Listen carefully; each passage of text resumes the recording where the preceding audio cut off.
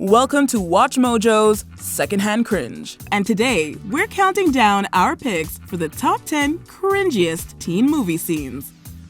Number 10. The Dance. Napoleon Dynamite. Let's be real, there's a lot of stuff about Napoleon Dynamite that's pretty cringy. After all, the plot is basically built off of the fact that the titular character is terribly awkward and hard to be around. If you ask us, Napoleon's worst offense comes near the end of the story, when he performs his dance routine. We're willing to admit that it's also probably the funniest part of the movie, and it is kind of endearing. But that doesn't stop us from having severe secondhand embarrassment while watching. Number 9. Kourtney Kardashian's role.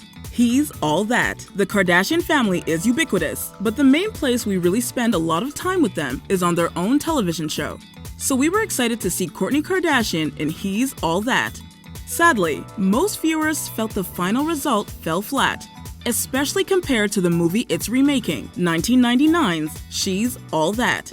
Kardashian plays Jessica Miles Torres, a woman who acts as a sponsor to the main character. But many felt her character was more laborious to watch than anything. Unfortunate? My ex-husband's hiking accident was unfortunate, and he was mauled by bears. Number 8. Wrong Place, Wrong Time. American Pie. It's not like the writers are intent on making you feel comfortable at all times. We all remember the pie scene after all. But this moment is one of the worst in a long line of awkward. After cool guy Stifler slips a laxative into his coffee, a boy named Finch gets stuck in the girl's bathroom with a pretty explosive problem. The whole thing is pretty gross and leaves you feeling pretty dirty yourself.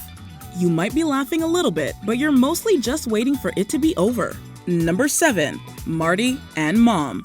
Back to the Future. What if in the process of trying to make sure your parents get together, you inadvertently make your mom fall in love with you?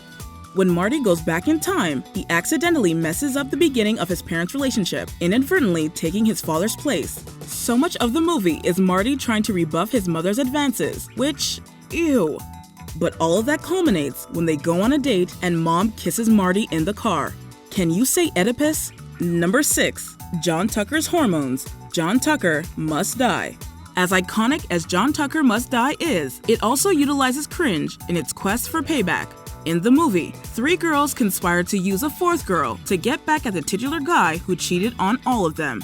Admittedly, a lot of their plots are pretty ridiculous, but slipping him estrogen pills might take the cake. After the girls sneak John some hormones, he has a fairly embarrassing blow-up during a basketball game. No! I won't! It's always me! You know, it may be humiliating and stereotypical, but we get it. Why does everyone have to be so mean? Number 5. Marching. Camp Rock 2, The Final Jam. At this point, even if you haven't seen the Camp Rock films, you've probably seen this moment memed on the internet. The first one stars Demi Lovato as a shy but hopeful singer who attends a musical camp one summer. There are plenty of overly theatrical moments in the franchise, but none so cringy as this one. In the scene, Lovato's character Mitchie is leading a bunch of campers in some strange step routine as they chant. Why are they doing this, you ask? Technically, it's in an effort to show the rival camp they aren't messing around and propose a battle. But more philosophically, we have no idea. Number 4. An inappropriate crush. 17 Again. In 17 Again, things are not going well for 37-year-old Mike O'Donnell. He's getting divorced, his kids hate him, and he's generally unfulfilled. When he gets his 17-year-old body back, he decides to take his life into his own hands.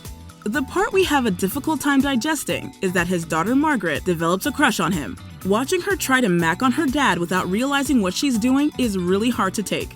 It's one of those moments where you want to reach out, grab her through the screen, and just beg her to stop. Number 3. Crumping. Bring it on. All or nothing. When Brittany joins the cheer squad at her new school, she has a hard time adjusting as the white girl on the team. At one point, she's challenged to a little dance-off, which in turn turns to crumping. The film clearly wants us to think that she's doing a good job, but watching the scene now, it's laughable. Sorry girl, this one is just not for you. Number 2. Sparkles. Twilight. Twilight, both the book and the movie, was a massive hit. But it's okay to admit to ourselves that there's a lot of cringe running throughout the story. One of the most groan-inducing aspects has to be what happens to vampire skin when it comes in contact with sunlight. Does it burn, you might ask? Close, but no.